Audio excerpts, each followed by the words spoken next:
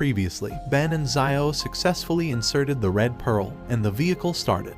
But the mighty legendary sea is rising again at epic speed. To help Zio get on the vehicle, Ben gives him a powerful push while running toward it. Zio climbs onto the back of the vehicle and extends his hands toward Ben. But his swift speed is not enough to give Ben that final push, and Ben drowns in the cruel waves of the legendary sea right in front of Zio. Zio returns inside the vehicle and shows Ben's badge, which is the only thing he could bring back. Damon cries as he loses his brother early in their journey to the Death Valley of Dianfeng.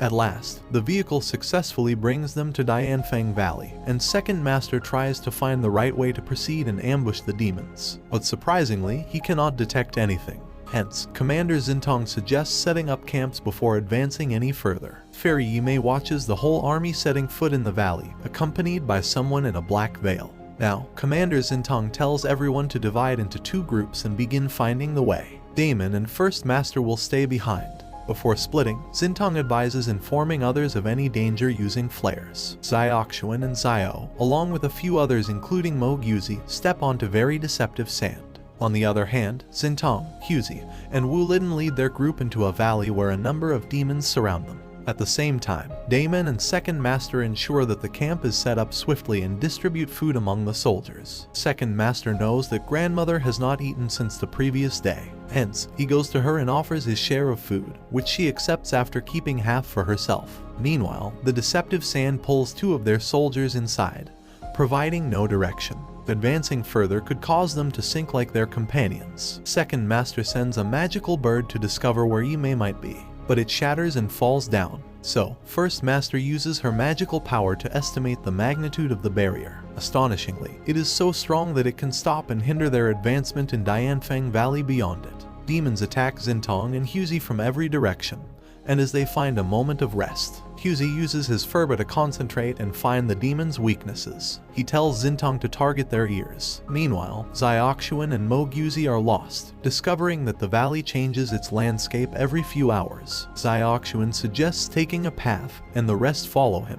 At the same time, the more demons Huzi and his soldiers kill, the more emerge. Therefore, they know that retreating would be best until they get back up from their army. Wu Liden is reluctant to leave Huzi and Xintong alone with the demons, but he obeys the order and retreats to get back up. Huzi and Xintong stand together as Huzi admits he is not afraid of dying at this moment with her. Suddenly, from the midst of the circle of demons, a white tiger emerges. Huzi instantly forgets he is under attack and walks toward the white tiger, as meeting it was the reason he set out on this journey. Now he is meeting his mother after a long time. Xintong tries to stop him and fight off the attacking demons. Suddenly, the white tiger attacks Huzi, and Xintong throws her spear to stop the attack. The tiger disappears, but Xintong is seriously injured after throwing her spear to save Huzi. He rushes toward her to save her, but the deceptive sand engulfs them and throws them into an underground cave. Huzi apologizes for failing to protect her, which is why she is so badly injured. At the same time, Mo Guzi notices that they are trapped in a 1,000-thread formation, a special skill of the Mo clan. Suddenly, the black-veiled companion of Yimei attacks them. Zioxuan urges Mo Guzi to use his ancient method to break the formation while he distracts the enemy. After a fierce fight, Zioxuan manages to remove the cover from the enemy's face. It turns out that he is the ancestor of Mo Guzi. On the other hand, Huzi and the injured Xintong try to find their way out of the cave. Suddenly, a light flashes and a man emerges from it. He looks a lot like Xintong's ancestors. Mo Guzi's ancestor gives them a tough time fighting. Mo asks Zioxuan to keep the ancestor distracted while he uses his skill to break the silver threads. It is the core of the formation, and breaking it will dismantle the entire formation instantly. Watching Zioxuan engaged in the fight, First Master and Second Master run to help him. Suddenly, the ancestor stops amid the fight like a statue. Mo diagnoses the situation after checking and finds that he is actually dead.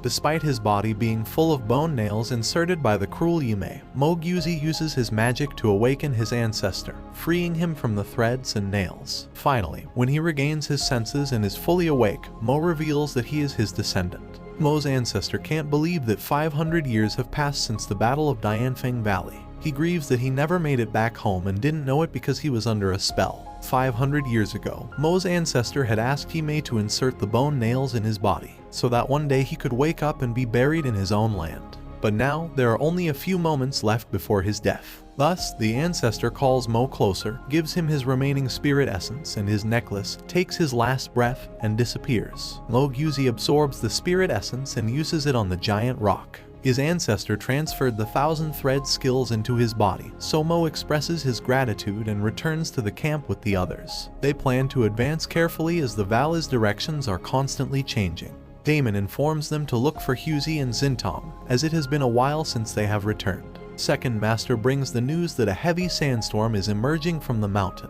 First Master tells everyone to move toward the bloody waterfall. Meanwhile, Xiaoxuan and Mo go to find Huzi and Xintong.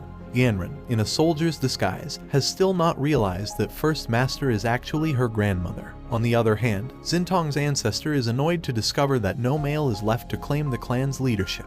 Now, Xintong will lead their people. He talks about the white demon who brought havoc to the demonologists 500 years ago. He uses foul language about the white tiger, which angers Huzi. Xintong gets so irritated by their arguments that she urges Huzi to control his anger. They need to find a way out of the cave and locate the source of the legendary sea. Suddenly, the ancestor reveals that he knows the path out of the cave. There is a way beyond the rock in front of them, and if Xintong uses the Yanling spike technique, she will easily break the rock. But sadly, she says she doesn't know the Yanling technique as most of the scripture was torn over the years. She requests the ancestor to teach her the skill so they can get out of the cave. However, the ancestor constantly calls Huzi a beast and promises Xintong that he will teach her only if she leaves Huzi behind.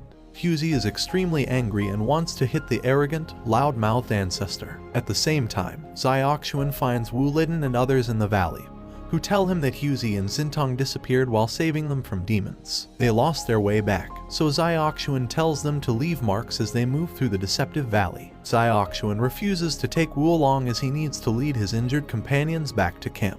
Meanwhile, after waiting for so long, the stubborn ancestor shows no flexibility in his conditions. He still wants to teach the spike skill, but only if she leaves Huzi behind. He hates Huzi even when Huzi pleads that their only descendant, Xintong, will die from injuries in the cave, so he must help them. When he refuses, Huzi angrily tells the ancestor that he is worse than demons. Suddenly, Xintong faints, but the sight does not soften the ancestor's heart. Nevertheless, he tells Huzi that he can temporarily recover Xintong's Kai energy by bringing water from a nearby stream.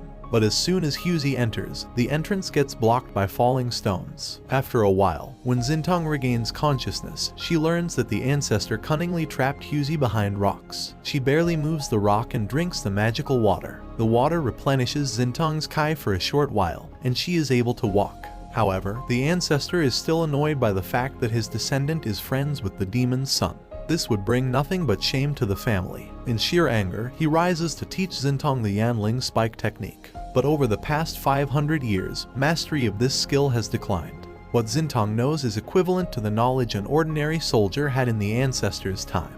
Continuous humiliation angers Huzi, who wants to hit the ancestor. But knowing that Xintong needs to learn the technique, Huzi decides to walk away for a while so he doesn't hear what the ancestor says. Thus, Xintong begins explaining that she managed to kill the Black Wind with a slightly different technique. Surprisingly, she does not know the use of spirit essence combined with the spear. All she has learned so far are the mental methods of controlling the weapon. Suddenly, Huzi comes to help and teaches her what Elder Master told him, to nourish Yin with Yang and vice versa. The ancestor identifies that he must have learned this skill from a magic tool developed 500 years ago, which was Elder Master's. He teaches Xintong to use the spear as her third arm, so if she uses it this way, no opponent will be able to defeat her. It is time. The ancestor once struck the Black Wind in one move with this technique. Moreover, if she masters the way he taught the spike skill, she will be able to attack in various ways, such as whirlwind, wave, etc. Huzi is amazed to learn that magical essence can be used in many ways. Once more, the ancestor angers him by taunting how he could expect to learn so much when he had a magical tool as his master. On the other hand, Xiaoxuan, Brick, and a few others take a rest while Xintong and Huzi search. They did not expect Dianfeng Vala's landscape to be a barren land. This occurred when the Demon Lord died and his blood turned into the legendary sea. Afterward, everything was ruined. They restart their journey to search for their friends. Meanwhile, after explaining everything about the spike skill, the ancestor shows Xintong how to use it. But mastering the skill requires at least 1 to 10 days of practice. Xintong begins concentrating her Kai and immediately creates magic that shatters the large stones in front of her. The ancestor is pleased that she not only applied the skill but controlled it to avoid causing havoc in the cave. She continues practicing as they pass through a valley. Although it is very cold, Zioxuan notices demons sleeping there. They have to pass through it. Brick accidentally wakes one demon, but Moguzi immediately kills it using the Thousand Thread skill. The ancestor is now satisfied with Xintong's capabilities and assures her that she has learned the spike skill in a shorter time. She can use it to open the cave by shattering the wall ahead. Now, the loudmouth ancestor is happy and tells Xintong that he has finally found the purpose of his existence over the years. He needed to meet his descendant, and now it is finally time to leave after spending 500 years in the cave. He disappears in a beam of light, and Xintong pays tribute to her ancestor. Afterward, she stands in front of the wall that will take them outside. With the epic skill the ancestor taught her and his advice to never let their descendant forget it again, she uses her spear and breaks the stone. It is a long walk outside, and Xintong's injuries have made her feeble. She cannot even walk, so to save her life, Huzi carries her on his back and tries to find the way back to the camp. The path seems endless, and Huzi tries to keep Xintong awake by talking randomly. That moment could be their last, as Xintong feels that death is imminent. With no one in sight, she wants Huzi to tell her what he wanted to say the last night they were watching the stars together. Huzi expresses his love for her by saying that they will one day return to the mainland and he will open a restaurant. There, he will make delicious food for her and they will live together forever. Xintong will have a garden beyond the restaurant and he will drink hibiscus tea made by her. Huzi is getting extremely tired but keeps walking. Meanwhile, Zioxuan and others have learned that the landscape changes every 4 hours. Thus, the arrows they drew before help them read their path. At the same time, the rest of the soldiers start their journey toward the bloody waterfall with Damon and Elder Master. Suddenly, they reach a valley where the sand looks deceptive. They stop everyone, and Elder Master observes that the marks on the flanking rocks indicate there used to be a river here. This has created a hollowness underneath, making the sand deceptive. There are demons lurking in the valley, so they can't risk climbing the rocks as it would separate them from each other. Damon suggests that the Julan tribe people have a tool to find water and uses it to estimate the echo. The echo indicates there is hollow ground, but their only way to pass the valley is by walking along the edges. Chang leads the rest of them to the safe path. Meanwhile, Zioxuan and Brick call out Huzi's name everywhere and finally discover that both of them are lying unconscious on the sand. Fairy Yimei did not expect that Elder Master and her people would escape the windstorm. Now she reappears and throws a magical chamomile flower at them. In the barren land of Dianfeng Valley, they are surprised to see the flowers. At the same time, Zioxuan returns with the sick Huzi and Xintong. Elder Master sends a few people back to the camp where Huzi and Xintong will receive medical care. Suddenly, Elder Master sees a stone where the name of this area is carved. It is the same area where the white tiger lives. Night falls, and a patrolling soldier sees a rapidly growing chamomile vine. He curiously approaches to observe, and the vine wraps around his legs, pulling him with sheer force. Xintong and Huzi are unconscious after receiving the medicine. Moguzi tells Wu Liden that they will get better soon, but Wu regrets leaving them alone with the demons, as Xintong was injured but preferred to stay. Zioxuan brings new medicine from grandmother. Mo hopes that this medicine will work wonders, but it will take some time to recover, as they were buried under the sand for so long. Suddenly, Zioxuan's soul lamp flashes in his chest. He knows he has a few days left before it bursts, and they need to find Yan to take back his body. Suddenly, Second Master brings the news that rapidly growing chamomile flowers have dragged sorcerers away. They have disappeared, and grandmother immediately knows that it is none other than Yimei, because once before, she grew chamomile around her house during chaos in the city. Moreover, there is a glow on the mountains that may indicate something mysterious growing there. They are surrounded by chamomile, and the glow may reinforce the formation, making it difficult to break. So Zioxuan quickly gets Moguzi and guards to the mountain to discover its nature. Meanwhile, grandmother orders everyone to stay away from the chamomile as it can entangle anyone in darkness. Zioxuan has to pass through the chamomile, but the chamomile garden is growing at an epic speed. Now he remembers what he heard from the elders, that this white flower will suck human blood at night and human souls during the day. During the day, it will turn red. Suddenly, Yimei appears on the other side and addresses Zioxuan, asking how he managed to get this body while she had caged him as a puppet. Zioxuan wants to retreat, as Yimei's attack can be deceptive. But before they can retreat, she magically grows chamomile toward them. Suddenly, a pretty girl appears amid a white rose garden and smiles while watching Imei's face. In a flashback, Imei sees that the girl grew red camellias at her home and took immense joy in caring for her plants. That girl was her master, who grew these dangerous variants of camellia flowers. On the other hand, Hughie regains consciousness and runs to see if Xintong is fine. He admits that he sees her as a companion rather than just his commander. Xintong feels that he might think she has forgotten the confession he made in the forest. She puts her hand in his and assures him that she is with him and remembers every word of it. Xintong and Hughie meet the Grandmaster, who tells them about the new calamity inflicted upon them by Imei. She is using camellias to halt their progress, and it is still unknown to them how they can break this barrier. At the same time, Sorcerer Cheng comes screaming, wrapped in camellias. Xintong and a guard immediately free him, and he shares that the camellias grew at an epic speed and wrapped him.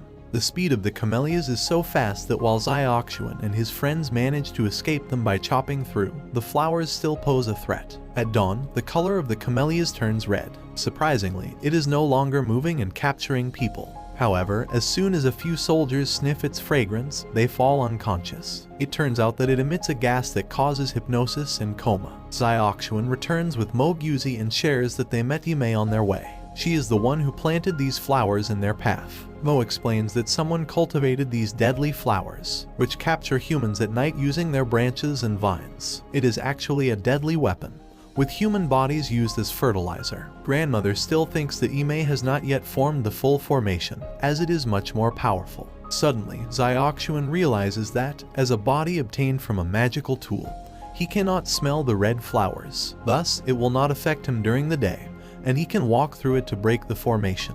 Grandmother does not want to send him alone. Mo Guzi suggests that if someone suppresses the acupoint in the nostril, they will not be affected by the smell. So Xintong wants to go with him, as they need to reach the mountain to find the main camellia plant. The entire cultivation of camellias relies on the growth of that mother plant. On the way, Hughie reminds Xiaoxuan that he needs to get to his body before the soul lamp runs out. He despises Yen for taking his body and trapping him in a puppet, an act he considers evil for a brother. However, Xiaoxuan tells him that he did something similar to Yen 8 years ago by imprisoning Yen's primordial spirit in a dark cave. He doesn't think Yen is evil, they both have been through difficult situations. They are just close to finding the mother plant. On the other hand, Grandmother creates a barrier between them and the red camellia flowers to prevent them from falling unconscious from its smell. The barrier may last 8 hours, but suddenly an unexpected crack in the formation causes the red camellia flowers to reach the sorcerers standing nearby. They quickly fall unconscious, but Grandmother rapidly restores the barrier as soon as she is informed. On the other hand, it is night again, and Hughie, Xintong, Mo, and Xiaoxuan come across a vast camellia garden as they search for the formation of this garden. They use their weapons to ambush the advancing vines and stems of the plant. At the same time, Imei enters the garden, unable to watch her beautiful garden being destroyed by enemies. Imei challenges them, saying they will never escape this Death Valley, as she is quite accustomed to its hardships because she was born here. Xiaoxuan wants to know where she is hiding his brother Yan. Imei reveals the truth, she never asked Yan to come with her to this valley, it was Yan who followed her. Xintong reminds them to be quick before this formation spreads everywhere, and becomes impossible to contain. Imei suddenly charges with an attack of numerous flower vines. They use their weapons to cut the vines. Meanwhile, Wu Liden gets stuck in the camellia flowers, and Kai X Hao saves him. They return to the main camp where Grandmother stops everyone where they are, because most of the people from Julan State have poor night vision, making it dangerous to fight the camellia formation at night. At the same time, the sorcerers on guard are very demotivated. They never expected hurdles like the sandstorm and camellia formation. The prime mission of cutting the source of the legendary sea is yet to be solved. Xiaoxuan reminds them that Ben sacrificed his life coming into Dianfeng Valley. They must honor his sacrifice and fight until the mission is accomplished. The camellia is spreading at an epic speed and will reach them in an hour. The guards apologize and stand alert once again. On the other hand, Imei binds Xiaoxuan and his friends in tight shackles of camellia vines. She tells Hughie that he may find his mother here. She also reminds Mo of the death of his love, Miao Miao, whom she killed. She killed Grandmother too, and she has no regrets about it at all. Imei wants to destroy Xiaoxuan's body, which the Elder Master gave him, until he reaches Yan. But as soon as she extends her hand to charge an attack, someone pushes her away. It's Yanren, who secretly reached the valley with all of them to avenge Grandmother's murder. Yanren charges at Imei, but she is too quick to dodge every attack. However, Yanran is so fast now that she cuts a tuft of Yimei's hair, which evokes her wrath. She does not realize that during the attack, Yanran had already set her brother free. Thus, Xiaoxuan attacks Yimei to save Yanran. Meanwhile, Mo Guzi uses the 1,000-thread formation skill and binds Yimei in it. Just as Yanran is about to kill Yimei, Xintong stops her, as they still need to find where Yimei hid Xiaoxuan's body. Yimei does not reveal the location when Huzi asks her about the white tiger. Suddenly, Xintong puts her spear on a flower, ending the camellia formation throughout the valley. Yimei appreciates their hard work and admires how Huzi activated Furba without the demonic tail in his body. He is certainly powerful to do it in a few days while she could not do it in centuries. Yimei breaks the 1,000-thread formation in a jolt, and a white tiger appears in sight. Yimei immediately runs with it while Huzi wants to see his mother. Yanran leaves, promising Xiaoxuan that she will bring back his body soon. On the other hand, when Xiaoxuan does not return with his friends by morning, grandmother and Damon begin to worry. They are on the other side of the cliff, on the brink of the bloody waterfall. Yimei had mentioned before leaving that her real target is Xiaoxuan. They cannot understand this, but suddenly, beyond the bloody waterfall, they hear a scream. Thinking it might be Yan trapped inside, Xiaoxuan decides to enter the cave to investigate. The cave looks as if someone is living there. They find a man lying beyond the mighty stone who claims to be Kai ancestor Kai Wuji. The whole situation seems suspicious, so Huzi tells the man that he is a Kai descendant because he looks younger even though he claims to be the ancestor. He explains that he is alive because Yimei left bone nails in his body to preserve his spirit essence, so he could watch over his descendants one day. To prove he is the true ancestor, Kai Wuji shows the Kai clan's mark tattoo on his wrist. Seeing this, Xiaoxuan immediately bows in respect. The ancestor explains that he gained an immortal body after killing the demon lord. However, due to a curse, he could not leave the valley and remained hidden in this cave, becoming one with the stone. To free his ancestor, Xiaoxuan uses his sword to break Kai Wuji free, but it is ineffective, so he plans to use a combined skill of Mo, Xintong, and Huzi. Finally, Kai Wuji is freed, and the ancestor appreciates their efforts. He explains that the blood of the demon lord destroyed every green plant in the valley, and the bloody waterfall fell into the legendary sea. They built a ship to escape the valley, but on the day of departure, they were attacked by a group of demons. Thus, having no choice, he and his wife stayed behind in the valley. Xiaoxuan asks him to help them cut off the source of the legendary sea. He reveals that to do so, they have to find the demon lord's heart, which became an ever-beating stone heart. Only after stopping it will they cut off the source of the legendary sea. However, since the valley constantly changes direction, he does not remember where it could be. They take the ancestor back to their camp. On the other hand, the sorcerers are tired of the unexpected hardships of the valley. Besides, they have not found any clue about the source of the legendary sea. Now, they have an extreme shortage of food, so they want to return. The sorcerers stand in front of each other, as some want to go while others want to stay. Suddenly, Elder Master and Second Master's companions arrive, informing them that they have sent Zio to search for sources on the far side of the valley. It is possible they may find food since demons also need food to survive. With only 2 days worth of food left, the Julan tribe decides that they will only eat half of their food each day. Xintong, as their commander, allows anyone who wants to leave to take the vehicle and go. But now their anger has settled down, and they decide to stay and fight alongside their commander and the sorcerers. Xiaoxuan introduces the old man as Kai ancestor. It is surprising and motivating to have an ancestor among them. Afterwards, grandmother introduces herself and shares how she returned from death using Mo tribe's forbidden magic.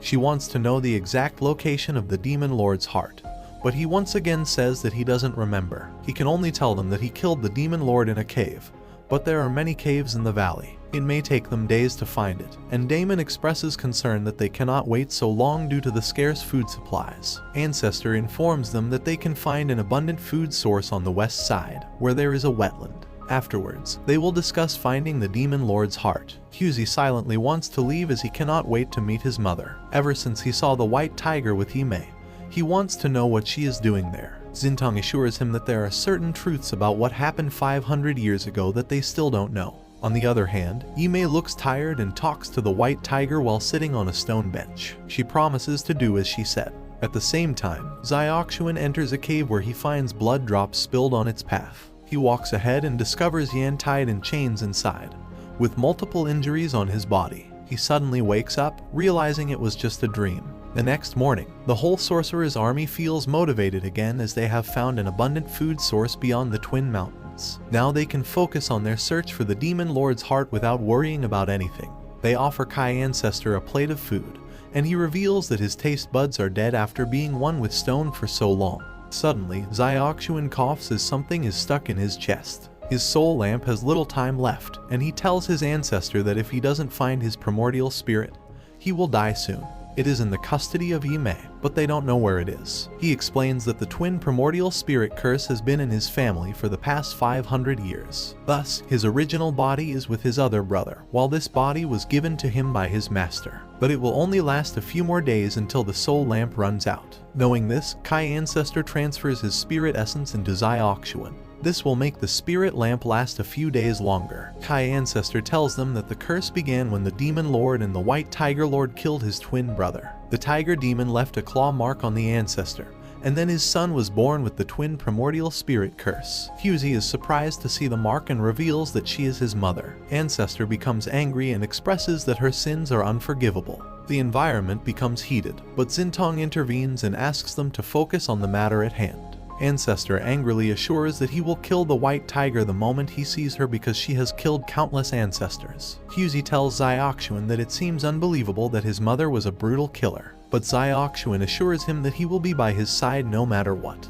He will help free the White Tiger from Yimei. But now Hughie wants to focus on getting Xiaoxuan's body as he has only a little time left. He misses his mother, who sacrificed one of her tails before leaving him. He misses her when suddenly the White Tiger appears in front of him. Hughie can't wait to reunite with his mother and keeps watching her in disbelief when a few sorcerers spot them. One of them decides to go back and report that they have found the White Tiger, hoping to gain favor in the eyes of the ancestor. The news spreads throughout the camp, and the army surrounds Hughie and the White Tiger, intending to kill her. The charged crowd demands the death of the Tiger Demon, but Hughie is adamant about saving his mother at all costs. At the same time, Xintong, Brick, and Xiaoxuan stand in front of the White Tiger to protect her. Xintong, as commander, orders them to stop, as the White Tiger has not harmed anyone in the crowd. But the ancestor is not holding back and shows sheer anger, unwilling to forgive the Tiger Demon. Because she killed many sorcerers in the past, it is time to take revenge for everyone's ancestors. Ancestor throws Hughie and his friends away using his magic and puts the White Tiger in a cage, setting a pyre around her. Despite First Master reminding the ancestor of all the services Hughie has provided in saving many people from the mainland, the ancestor does not change his decision. They are about to set fire to the woods around the Tiger Demon when Hughie and Xintong throw away the lighter. He shows them the activated Furba, but the ancestor grabs it in the blink of an eye. Despite Xiaoxuan's pleas for mercy, as the White Tiger has no magical power now, and has not harmed anyone, and Xintong's command to withdraw the army, they dismiss the order, seeing her as someone involved with the Tiger Demon's son. Now that the ancestor is among them, they will no longer listen to her. Finally, Grandmother pleads with him too, but the ancestor shows sheer cruelty. After a powerful demand from the crowd as well, he ties Hughie, Xintong, and Xiaoxuan. Afterward, they set the White Tiger on fire. Hughie screams, but the ancestor shows no mercy. Later, Xiaoxuan approaches the ancestor to seek mercy for Hughie, but the ancestor sees Hughie as a beast too. Moreover, he insists that Xiaoxuan abandon his friendship with Hughie. By then, Xiaoxuan has become too angry. He retorts that it would be the last thing he would consider. Thus, the ancestor warns Xiaoxuan that his actions will have consequences, as he will evict him from the Kai sect. But after telling the ancestor that Hughie has saved him many times and supported him when he was anxious, Xiaoxuan returns the spirit essence to the ancestor, which he had given him to survive a little longer. Without it, Xiaoxuan could die in less than a day. But he does not care and leaves. Later, Xiaoxuan's friends tell him that Hughie is missing. They immediately set out to search for him and find him unconscious on the sand. After taking him safely inside, Xintong tries to comfort him, but he remains unresponsive. That night, Hughie finally gets up and cries while sitting on the edge of the cave. Xiaoxuan follows Hughie and calms his grieving heart by telling him that he felt the same when he lost his mother. She left him with the best memories, but now their mothers want them to stay happy no matter what. His words melt Hughie's heart, and he bursts into tears. After a while, Xiaoxuan has the same dream where he is in a cave with blood spots on the floor. As he wakes up, he sees a light ball guiding him into a cave. Following it, he enters the same path from his dream, and there is blood as well. At the end of the narrow path, Yen is standing with his arms chained. As soon as Xiaoxuan moves to unchain Yen, Yimei's attack leaves him unconscious. On the other hand, after waking up, Huzi feels immense joy to hear his friends' conversation, knowing they care a lot about him. But as he joins them, he discovers that Xiaoxuan is missing. Kai Ancestor hears the news of Xiaoxuan's disappearance and becomes very disturbed. He ensures that a search team is sent for Xiaoxuan. Once again, the Ancestor reveals his hatred for Huzi, but Grandmother shares that Huzi has been harmless and very helpful in killing countless demons. If the Ancestor had a rivalry with his mother, he could have dealt with the matter in a better way instead of burning Huzi's mother in front of his eyes. The Ancestor remains adamant that what he did was in the interest of mankind, as every time the white tiger appears, it brings calamities. At the same time, the second master interrupts their conversation to say that a demonic aura is emerging from the Twin Mountains. The Ancestor knows that this is the time when demons are born. Thus, before they begin attacking their army, it would be best to go to the Twin Mountains and address the matter at the beginning. Grandmother asks the Ancestor if perhaps the Twin Mountains is where the demon heart is hiding. He does not deny the possibility. On the other hand, Yen watches chained and unconscious Xiaoxuan.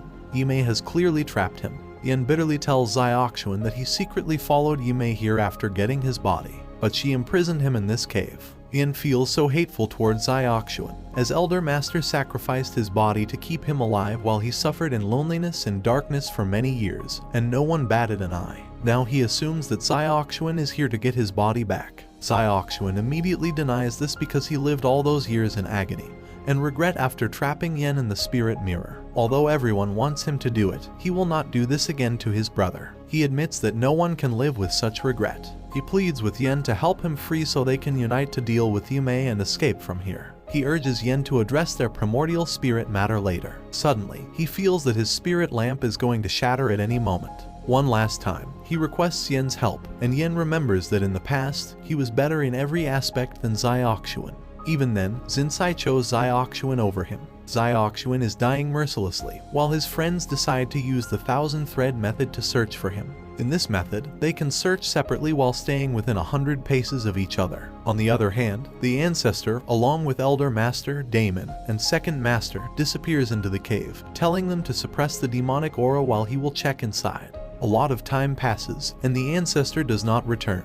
Besides, the Elder Master reveals that she is doubtful about the Ancestor's true intentions. She decides to go after him to check. On the other hand, the sorcerers are trapped in a sandstorm while on their way to find the Demon Emperor's heart. Grandmother finds no one on the other side and realizes that they are trapped. At the same time, Yimei enters the cave where she has chained Yen and Xiaoxuan. Xiaoxuan is unconscious, and Yen questions Yimei's motive for bringing both brothers here. Yimei ambiguously discloses that she intends to combine both brothers' primordial spirits and perform a magic ritual. As soon as she starts using her magic on Yen, Xiaoxuan awakens and pushes her away. Yen, having heard Xiaoxuan and believing his offer to help him gain the freedom he deserves, decides to assist. He could not bear the anxiety of having mistreated and trapped his own brother. Thus, Yen helps Xiaoxuan free himself from the chains and was about to confront Yimei when the Ancestor intervened and saved her. Yen reveals the truth: he is not the Kai Ancestor, but actually a demon.